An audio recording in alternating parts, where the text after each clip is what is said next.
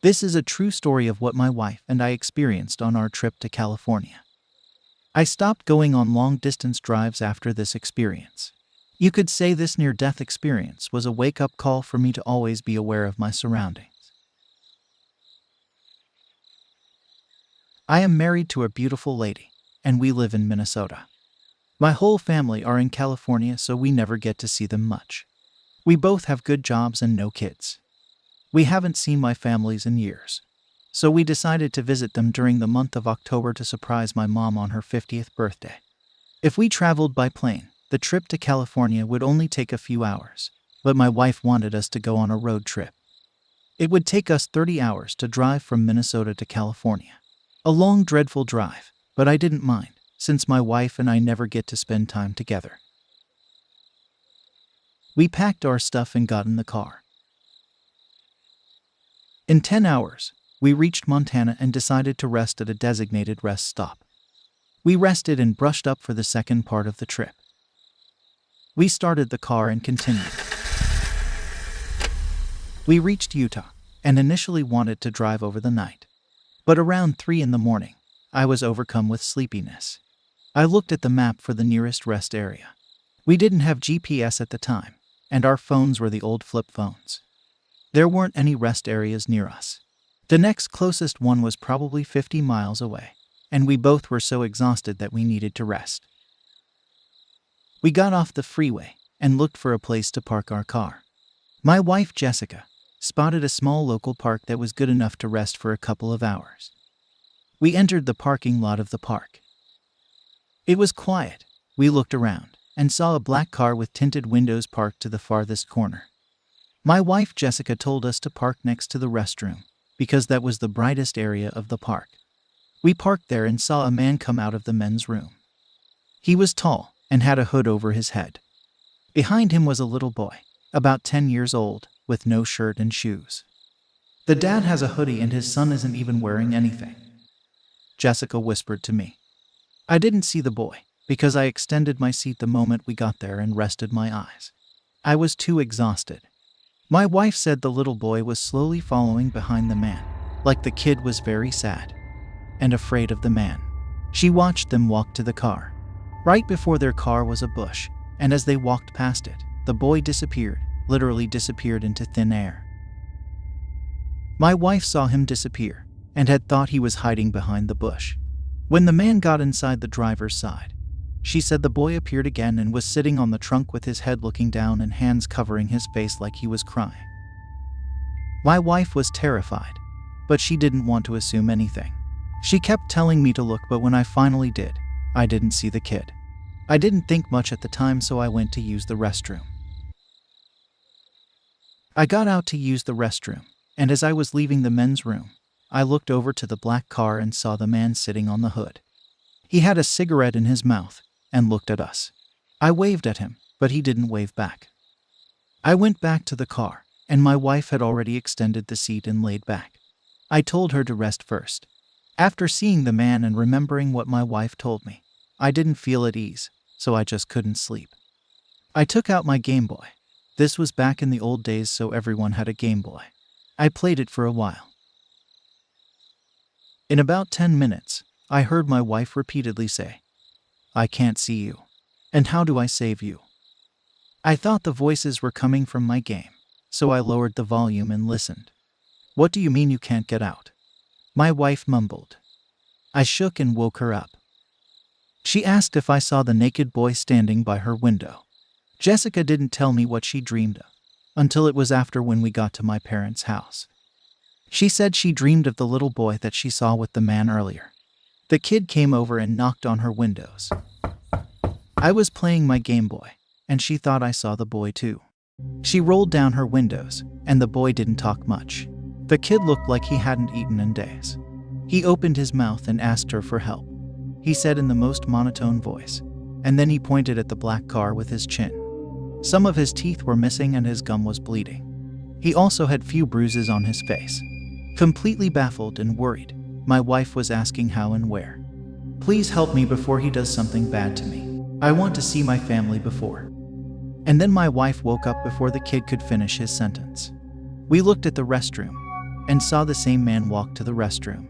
He went in there for a while and came out with a black bag. He was looking back at our car and over his shoulder like he was very nervous. He couldn't see us from the outside because the windows were fogged up. The man got to his car and quickly ran back to the restroom again. My wife insisted we call the police to report the man for child endangerment and suspicious activities. But I didn't think it was enough to report.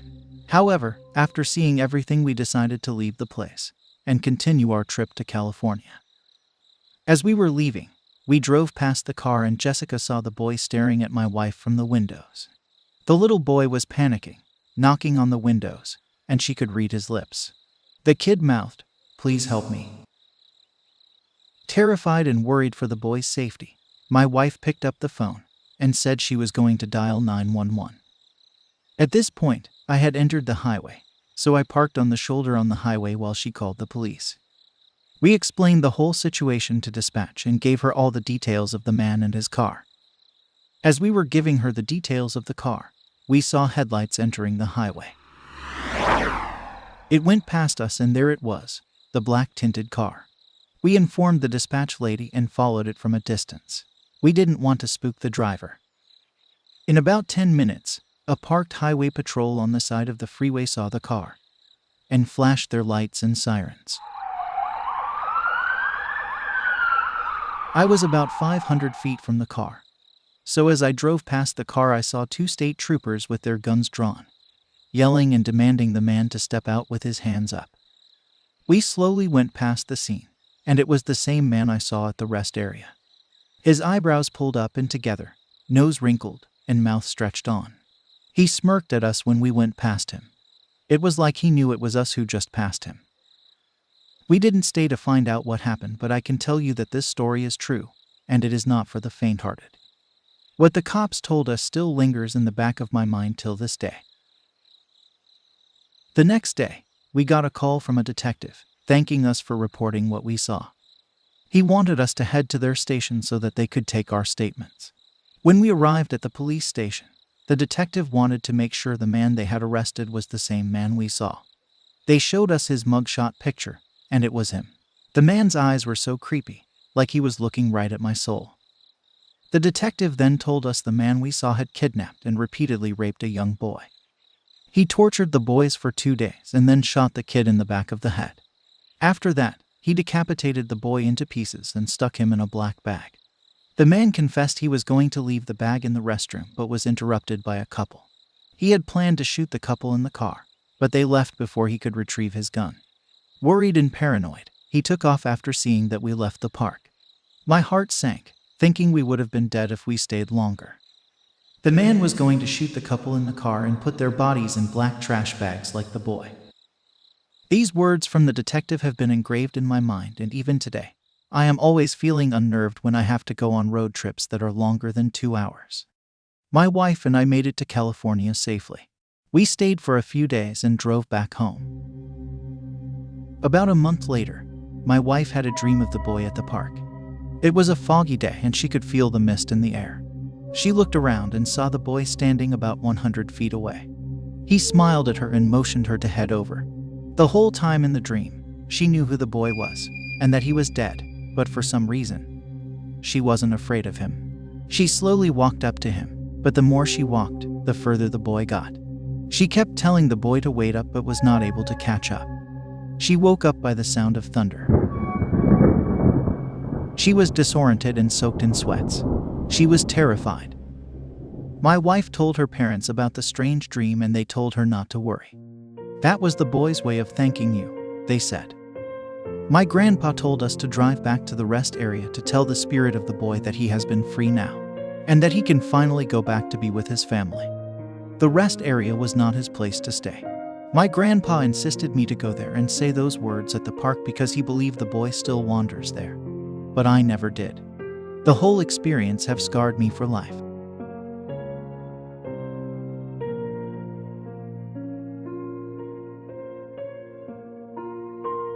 I am old now and have never driven more than 200 miles outside my city. If anything, I would go by plane. I don't know if you believe in ghosts, but this is a true story. My wife saw the little boy with the man, I am sure she saw the ghost of the boy. She then dreamed of the kid asking for help. I am glad my wife called the police, because I wouldn't have called. She is never a liar and she's very afraid of ghosts. She would never lie about what she saw. This experience shook us both to the core. This story was sent by one of my subscribers. It's a good thing your wife trusted her gut instincts and called for help. I believe the boy was trying to find peace by letting your wife see him. I also believe the boy was helping you and your wife by getting you two out of the place before the man could do anything. Remember to be aware of your surroundings. Stay more than an arm's reach from strangers. If you are approached by a stranger, seek help immediately. If you feel you are being followed or something is not right, seek help immediately. Prompt and detailed reporting of suspicious activities can help prevent violent crimes. If you see suspicious activity, please report it to your local police department. You never know whose life you'll save. Thank you for the story. As always, stay safe, everyone.